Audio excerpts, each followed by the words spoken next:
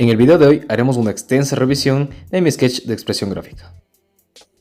Para empezar mostrando el blog, en la primera parte encontramos apuntes de lo que yo realicé en la primera clase, y lo más importante de aquí es que hablamos sobre recursos del dibujo, que es tanto el punto, la línea, los planos y los volúmenes. También sobre los pilares del dibujo, que son el cuadrado, el círculo y el triángulo. Aquí en esta página realizamos actividades en donde empleamos dos líneas, dos puntos, dos planos, y esto mediante con la ayuda de hacer las formas de las figuras principales.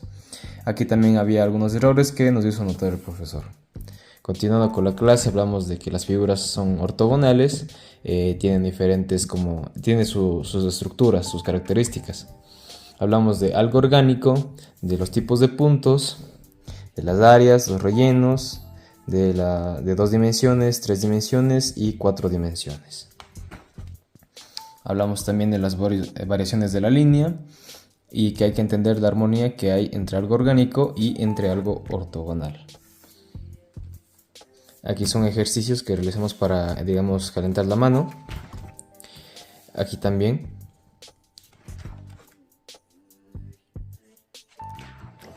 Ahora, aquí pasamos a dibujar ya cosas que serían orgánicas, tanto un árbol, un racimo de uvas. Después de aquí el profesor nos dio una clase de lo que digo el profesor en 10 segundos para practicar, digamos, la agilidad que nosotros tenemos en poder dibujar algo orgánico. Por ejemplo, un camión, una sopa con comida, un semáforo y una pileta. Esto vuelta fue un ejercicio para calentar también, que fueron degradados, haciendo alusión a sombras. Continuamos con el ejercicio de los 10 segundos, una bicicleta, un perro, una sombrilla y una tortuga. Después de haber realizado estas actividades, hicimos lo siguiente, que fue entender la separación que hay entre algo figurativo, o sea, seres orgánicos, y algo abstracto, que son lo principal, puntos, líneas, planos y volúmenes. Pero que debe existir un punto medio en nuestras habilidades al momento de realizar este tipo de dibujos.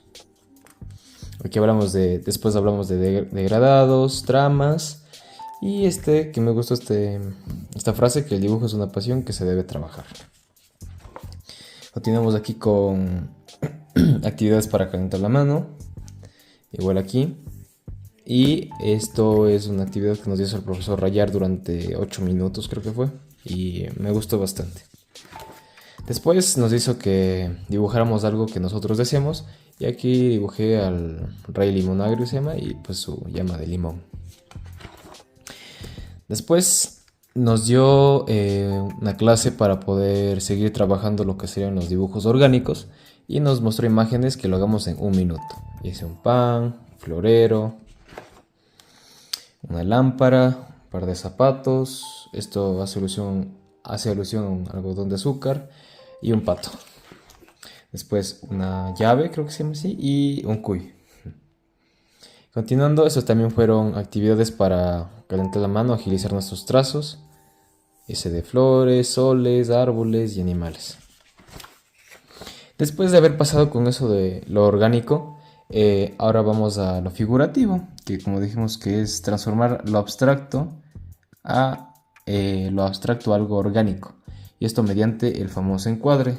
Vimos la clase de que todo objeto orgánico o todo objeto en sí puede tener un encuadre básico para poder empezar a dibujarlo de una manera adecuada. Después aquí hicimos ejemplos de encuadre: un perfume, un radio, una raqueta y una lámpara. Después aquí son los deberes, un deber que nos mandó el profesor a realizar encuadres de diferentes objetos de nuestro hogar. Y aquí fueron 50, si no estoy mal. Actividades para agilizar nuestros movimientos, nuestros trazos. Aquí también. Y aquí empezamos con una actividad que el profesor nos dio una retroalimentación después, que es el encuadre de diferentes tipos de objetos. Aquí fue de una licuadora, de una memoria USB, respetando las proporciones, una casa de un perrito, si no estoy mal, un helado, una parte de una ducha, un cupcake, un ramo de flores, y este era un plato de comida que tenía arroz, si no me recuerdo en la foto. Después una torta gigante, un botiquín, Aquí otra vez empezamos con la casa de perro, otro botiquín, el cupcake, la ducha, la licuadora, una copa con helado, una torta con diferentes galletitas, si no me recuerdo, un pozolito, una memory USB y otro como que racimo de flores en una basecita. Y esto era para practicar básicamente las proporciones y el encuadre correcto que tenemos que hacer a los objetos. Ahora pasamos de los 2D a lo 3D. Teniendo en cuenta que el 2D es algo tanto alto y ancho. El 3D es alto, ancho y profundo. Ahora, aquí en la clase nos enseñaron pues de que estas tres figuras principales tienen su tridimensionalidad. El cubo, prisma, creo que es así, bueno, una pirámide, perdón, y una esfera. Entonces aquí para entender eso empezamos con las vistas. Para poder entender el 3D tenemos que entender las vistas que tiene un objeto. Por ejemplo, de un jarrón, como se ve superiormente, de un vaso, como se ve superiormente. Entonces aquí realizamos esta práctica. Un carro se ve de frente, pero cómo se ve de manera lateral para poder entender un dibujo en 3D. Lo mismo empezamos aquí, cómo se vería un jarroncito de helado, cómo se vería creo que es una cenicera de helado, y aquí están los diferentes tipos de vistas. Lo mismo aquí, botiquín de manera superior, una torta de manera frontal, imaginarnos una caja fuerte de manera frontal y imaginarnos una torta de manera superior. Pueden ver esto y esto. Después aquí hicimos lo mismo, que si no mal recuerdo solo era como una figurita. De manera frontal es como una piecita, una pirámide, y de manera superior como se vería. Y de manera lateral pues se vería así. Seguimos realizando prácticas de unas figuras que el profesor nos puso en el pizarrón, en la proyección, perdón, y tenemos que dibujarlas de manera superior, frontal y lateral. Lo mismo aquí.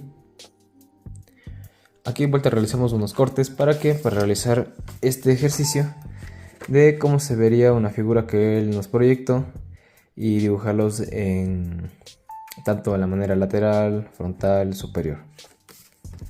Hacemos este ejercicio y también con esta figura de acá.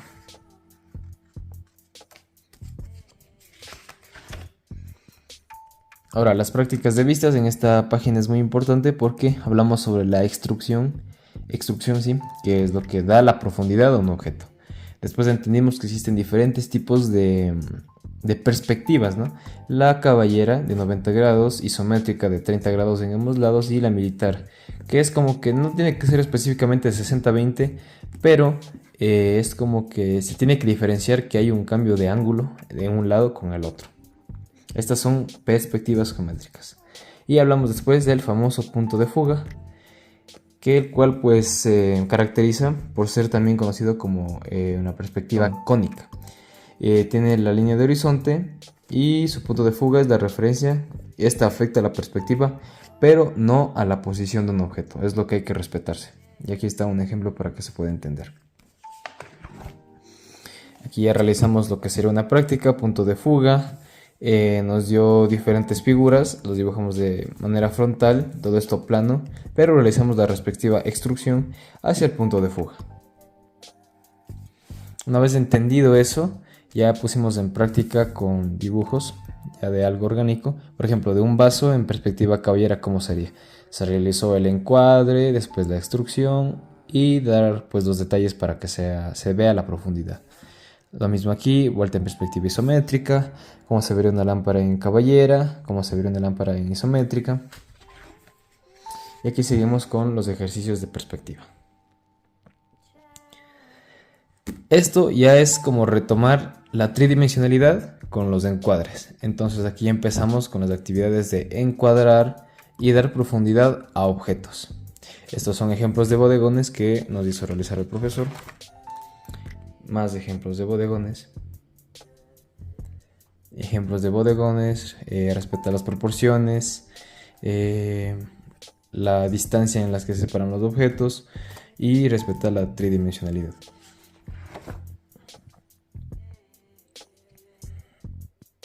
Aquí es un punto importante de que en 2D se lo conocen como polígonos a las figuras y en 3D se le conocen como políedros. Esta vuelta, aquí quise poner en práctica, digamos, entre comillas, lo que sea la perspectiva.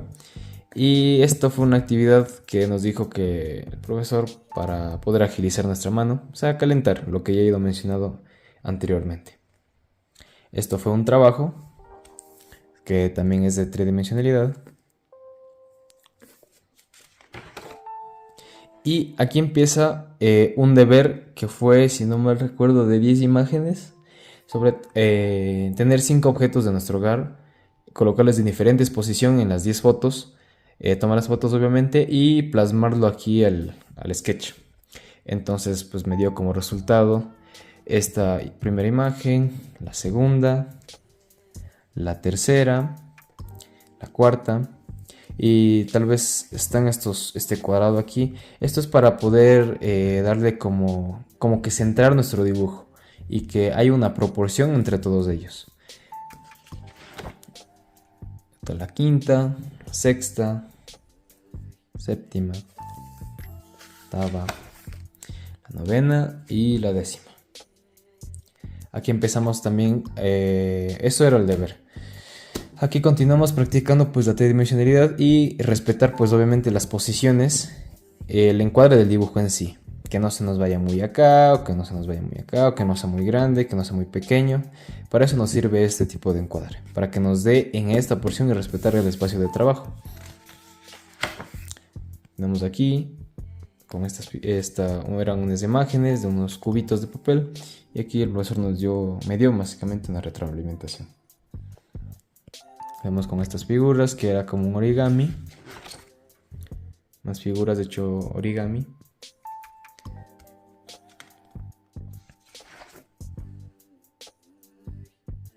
Listo. Esta página es especial porque fue ya evaluada. El profesor nos dio, si no mal recuerdo, 15 minutos creo que nos dio para poder realizar un dibujo, pero ya de manera detallada, ¿no? O sea, a los que tenemos posibilidad, pues, o el tiempo, hacer detalles para que esto se vea como si fuera un papel o un cartón, más no como un cubo rígido. Entonces a mí me tocó esta figura. Estas figuras, perdón. Esta imagen, esa composición me tocó a mí. Una vez entendido todo eso, lo que fue de la tridimensionalidad, procedimos a hablar sobre las luces y las sombras. Aquí dice pues que no, existe la luz que repercute en un objeto y esto da que se dé iluminaciones, medios tonos y las famosas sombras. Aquí está un gráfico que realizamos en clases y que se entiende mejor. Hablamos de los trazos y hablamos de los tonos. Los tonos que dependen de la cantidad o la incidencia de luz que lo estén como que chocando, digamos así.